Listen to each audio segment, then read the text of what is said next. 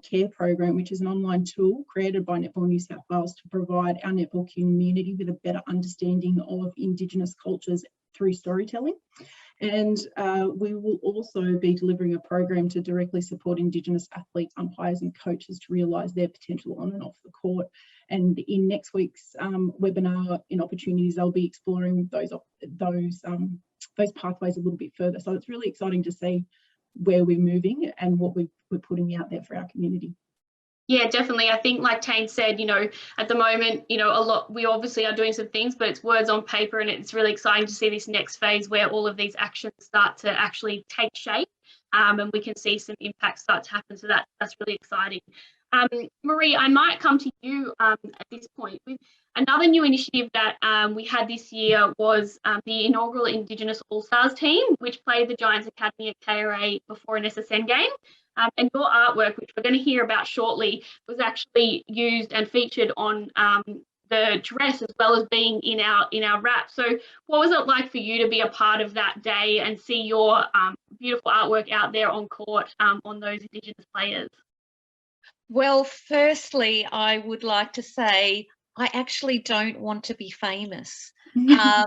I was so well looked after that I could not fault the day. And everybody that I've had dealings with, whoever, even the security guard, was absolutely fantastic. And it was such an awe-inspiring moment that, I'll talk a bit later about where some of my ideas come from, but to be an Indigenous person, to stand there and actually see your artwork, and to be able to have met the girls as well prior, it was just amazing and something that will stay with me forever. And as I was saying to the girls before, I actually got a dress that was framed, and I proudly have it in my kitchen. So it's something I get to see all the time, and just an absolute honour, beyond belief. So very, very proud. Yeah, amazing. Yeah, I'm keen to see a picture of it up proudly in the kitchen. I'd love to see it. I'd love to see it. Tane and Loz, I've got one more question for both of you before we move into the next part and hear from Marie again about her artwork. As we're talking about moving into this next phase of our wrap, where we're taking action, what are you most looking forward to about seeing the actions of the wrap come to life? Tane, you want to go first? Why not? So for me, for those who don't know, I've got a background in people and culture, both in sport and in mining. So I am very well versed and really well connected as part of, I guess, implementing RAP and implementing action. And I guess that's why I'm so passionate about it, because I have seen truly transformational change, and I can see how important organisations are in lending our voice. And for me, I think we've got Netball New South Wales, we've got the Swifts, we've got the Giants, we've just got this amazing collective voice to be able to appeal to such a broad range of people and really garner that action. So from an association perspective, I'm encouraging you all to use our RAP, as a tool to either, translate into your organisations, or as a basis, or, to nitpick out, some of the actions and activities that we're calling out. But I think probably more importantly, it's a tool for us to be able to go out to our key stakeholders in the Aboriginal and Torres Strait Islander communities and connect and actually find out what they want. So rather than us, articulating what we think we should be doing, give us the feedback and help us, really start embedding this RAP and I guess how we engage with our communities in a real true sense. So that's what I'm really excited about, and hopefully at some stage, once COVID opens up, I can actually get out to communities, because that's something that I'm really passionate about. And so that's my commitment, and that's my commitment to everybody on the call here. Use our RAP as a tool to inform and educate your clubs and associations. Yeah, awesome. And Loz, what about you? Oh, I have a couple, but I'll keep it short.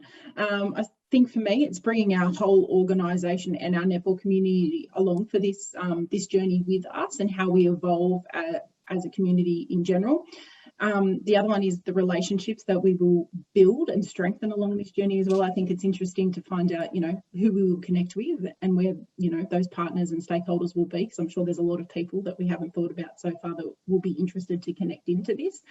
And I'm a bit of a data nerd, so for me, I'm really excited about one of the components of this, of the RAP, is actually finding out about Indigenous Aboriginal and Torres Strait Islanders experience in playing netball. So, so that can help us break down barriers of what the challenges may be, or really getting us to start understanding, where we need to move or how we can support that better. So there you go. Awesome, thank you. So now I'm going to come back to you, Marie. And before we bring up your beautiful artwork and hear your story behind it, I thought it might be nice for everyone to hear, I guess, a little bit about your involvement in the netball community and why I guess you wanted to submit your artwork to be a part of, potentially, and then chose to be the artwork for the RAP. So yeah, love to hear you. Yeah, I think seriously, the more time that I spend with you guys, the prouder I am that my artwork gets to tell a story as well, because even hearing some of what you've said tonight, it's just really resonates with who I am as a person as well. I am a very bad netball player, and I think at the moment I'm about due to go to walking netball.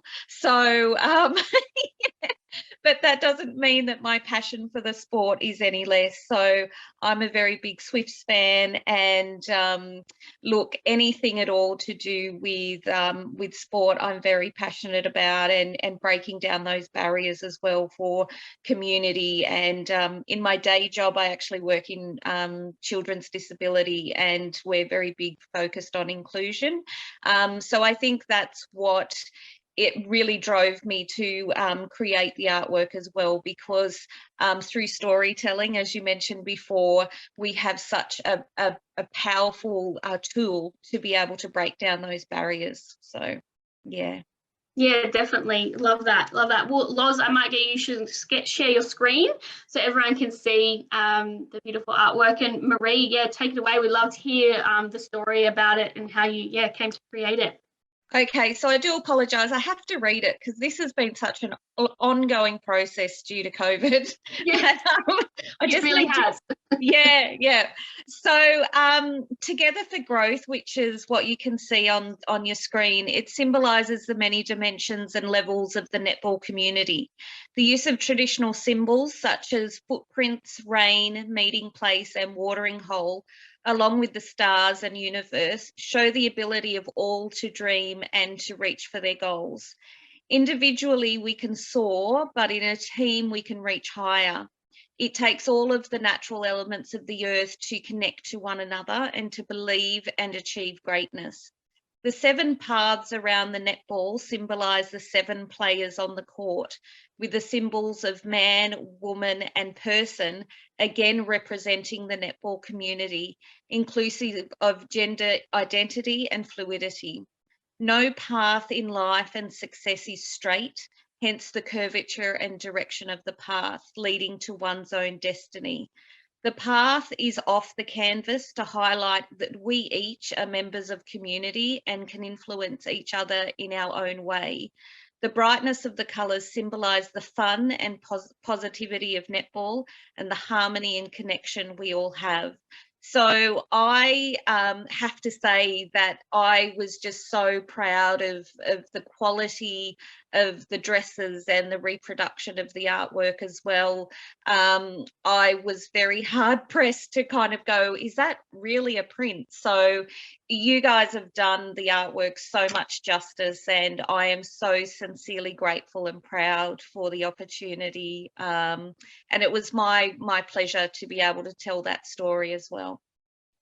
Yeah, I love listening to, I'll tell anyone who will listen that netball is the true team sport, because you can't win without more than one person at least. So, I love that part of it with the 7 players around that and all their paths that they take. And I'm sure a lot of people will be able to, attest to the path being winding and off the page and back on. So, yeah, amazing. Thank you so much for sharing that with us. So we're coming towards the end, and we've got time for some questions. So there's a couple that have come in. So if anyone's got any others, please pop them through. But one that we've got is, I would love to see cultural learning as part of attaining your immediate and above accreditation. Is this something that could happen and going forward? So Loz, do you want to answer that one? Yep, sorry, my screen's a bit weird now, so I just had to remember how to unmute myself. Yes, Kathy, this is something that we're looking towards doing with the CARE program so that it becomes part of the coaching accreditation. So we're just working with Netball Australia at the moment to finalise that through that process. So yes, it will become a part of the accreditation in there as well. So glad that you think it's important as well. Yeah, and definitely jump on to next week's webinar, because they'll talk a little bit more about some of that in that one next week as well. And Sam's also made a comment that the artwork is so beautiful, and yes, would look amazing in a polo or a scarf. So we'll have to see what we can do. So thank you for that. Is there anyone, last questions? You've got, Tane and Lauren and Marie here, so I'll leave it for a second longer. But is there anything else that anyone would like to ask? See if there's anything. Potentially not.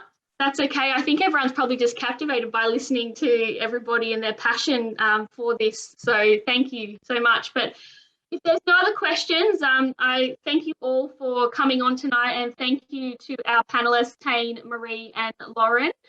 We still have 3 webinars to go. So over the next 3 weeks, make sure if you haven't already, you go and register for the remaining webinars. Each webinar will continue to explore our RAP and the pillars within it. We'll bring together members of the RAP working group, Netball New South Wales staff and key stakeholders within our netball community to provide you with key takeaways and really achievable things that you can take back to your netball community, your association, your club, and take your own steps, as Tane was saying, towards reconciliation. So the next webinar is Tuesday the 14th of September at 7 p.m. and the focus will be on the opportunities pillar. And so the panel for the next webinar is Ali Tucker-Munro, a proud Kamilaroi woman, Netball New South Wales RAP working group member, Giants Academy head coach, and 2021 UTS Sparks Premier League Opens co-head coach. She is pretty amazing. That's a long RAP list there. She's pretty amazing. Courtney Jones, a proud Mirapai woman, and 2021 UTS Sparks Opens player, and co-captain of the inaugural Indigenous All-Stars team, as well as a former Pathways athlete for New South Wales. Fudge Ashton, high performance manager at UTS Sport, and Margaret Hamley, the general manager of performance and pathways at Netball New South Wales.